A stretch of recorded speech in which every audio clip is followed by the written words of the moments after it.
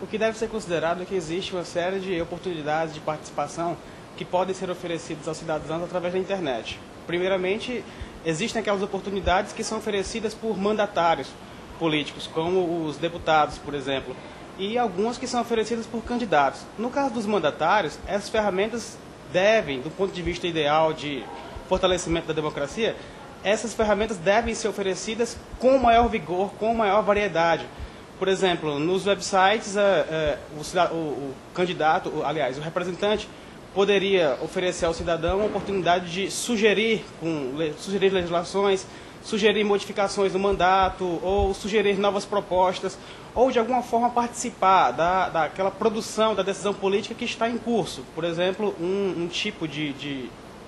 debate ou então de abertura do representante para aquelas opiniões que vêm dos cidadãos. Então, acho que isso seria importante. Mas outras formas também poderiam ser uma espécie de acompanhamento da atuação do parlamentar. Porque a participação não se faz apenas quando o cidadão procura intervir no campo político, mas se faz também quando, de alguma forma, ao cidadão é dado um poder de fiscalizar aquele mandato do então mandatário, do então deputado pelo voto. Eu acho que um dos achados mais interessantes, pelo menos que eu considero no trabalho, é a possibilidade de encontrar, de diagnosticar uma variedade de ferramentas a depender do site do representante que você esteja estudando. Por exemplo, existem representantes que de fato se mostram um pouco mais abertos a buscar esse diálogo com o cidadão, a promover essas ferramentas de participação e a escutar um pouco mais do que a esfera civil tem a dizer dele. Só que essa variedade é bem diferente. Essa variedade, essa profusão de novas ferramentas é bem diferente a depender do deputado do qual se esteja referindo, ao qual se esteja estudando. E essa diferença se dá não apenas entre deputados e senadores brasileiros, pelo que eu pude constatar, mas também se dá entre deputados e senadores de outros países, se nós partirmos para uma perspectiva comparativa. Então, eu acho que, além simplesmente da disposição de determinado representante, de determinado deputado, de oferecer aquelas oportunidades de participação, eu acho também que deve ser levada em conta a cultura política de cada país. Existem países onde a democracia se mostra um pouco mais fortalecida, um pouco mais robusta, e onde, necessariamente, o representante, aquele que é deputado pelo voto, precisa se mostrar mais aberto ao cidadão se quiser, por exemplo, renovar aquele contrato eleitoral que foi estabelecido com o cidadão. Então, se ele quiser se mostrar mais aberto, se ele quiser, de fato,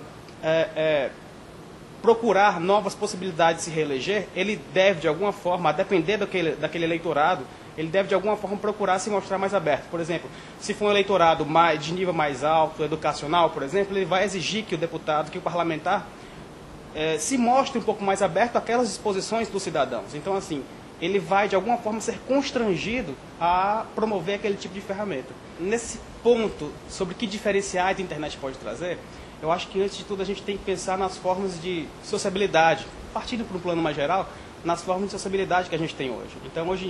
antigamente, por exemplo, quando a gente tinha aquelas campanhas, até hoje em dia, quando a gente tem aquelas campanhas em municípios menores, por exemplo, de 20 mil habitantes, os meios de comunicação contam muito pouco, os meios de comunicação de massa contam muito pouco. Por exemplo, numa cidade de 20 mil habitantes, numa eleição para prefeito e para vereador, os prefeitos e vereadores não vão usar televisão, não vão usar a internet, da mesma forma que fazem aquela campanha corpo a corpo. Ou seja, a depender da dimensão com a qual você está lidando, se você está lidando com uma cidade que tem 2 milhões de habitantes, 2 milhões e um pouquinho, como Belo Horizonte, por exemplo, os candidatos não vão ter como fazer aquele corpo a corpo com o cidadão. Ou seja,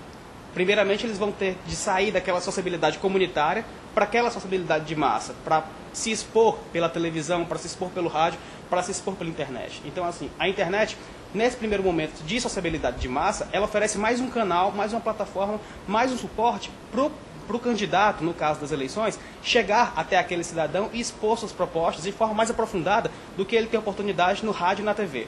Por outro lado, a internet também traz de volta aquele traço de sociabilidade comunitária, de fazer com que o candidato se aproxime um pouco mais do cidadão. Porque eu, enquanto cidadão comum, dificilmente eu poderia encontrar o candidato e conversar com ele, e mandar uma proposta, e interagir, conhecer um pouco melhor o programa de governo dele, apenas através daquele horário limitado, reservado que a gente tem na televisão e no rádio. Através da internet, eu posso tentar me comunicar com o candidato ou com a assessoria dele e, de alguma forma, conhecer de forma mais aprofundada aquelas propostas e aquelas proposições, aqueles planos de governo que ele planeja, que ele delineou para procurar governar a cidade pelos próximos anos. Então são esses diferenciais que a internet traz, tanto de aprofundar